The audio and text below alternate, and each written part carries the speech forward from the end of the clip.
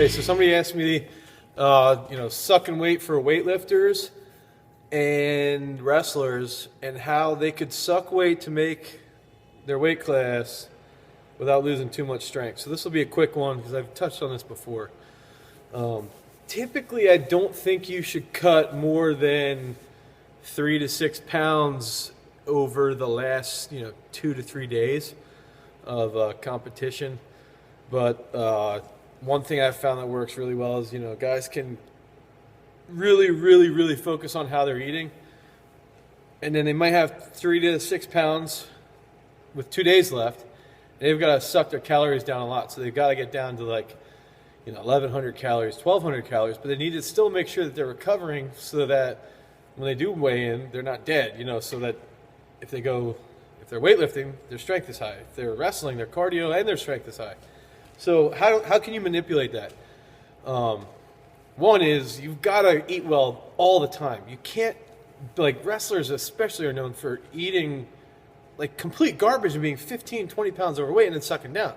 If they're always within 5 to 8 pounds of their weight class, or the lighter guys, if they're within 4 to 6 pounds, the cut is going to be really easy, and your body's going to adapt to that type of cut.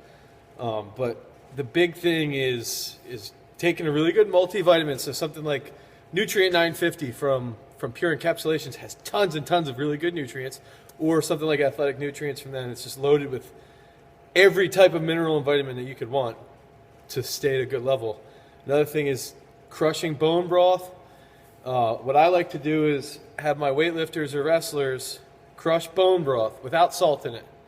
Okay, so that's where they're getting their protein from. That they can add gelatin to get the protein, and then after weigh-ins, add a whole bunch of salt back in, and that's going to help them rehydrate after weigh-ins and feel good, and their digestive tract will feel good as well. Another thing that they could do to manipulate their body for the cutting weight is to cycle on with Betaalanine. So if wrestlers and weightlifters, but especially wrestlers, cycle for 3 to 6 weeks with Betaalanine, they take it every day. When they go in and wrestle after they have that hard cut or fight, if they're an MMA guy, the Betaalanine is going to increase it'll delay the onset of lactic acid, or it'll teach their body how to utilize lactic acid as an energy source. So that's a great way to manipulate it.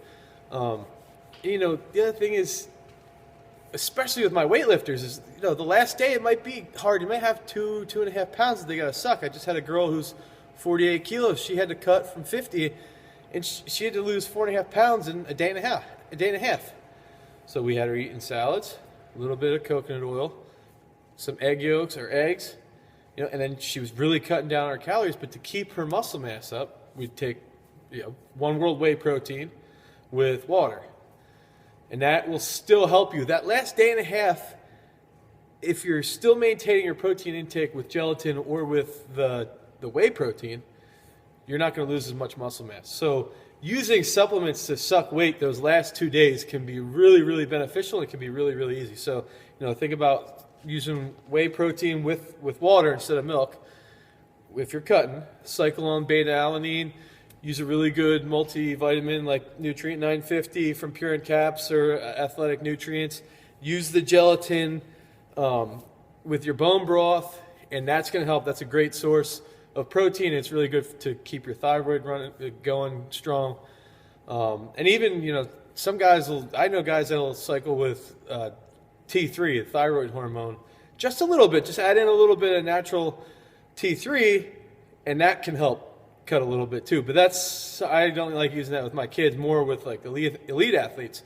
But that's all stuff that you can tinker around with to help cut weight and help make it easy, so that when you do have to perform, you feel strong and you're ready to peak at the right time.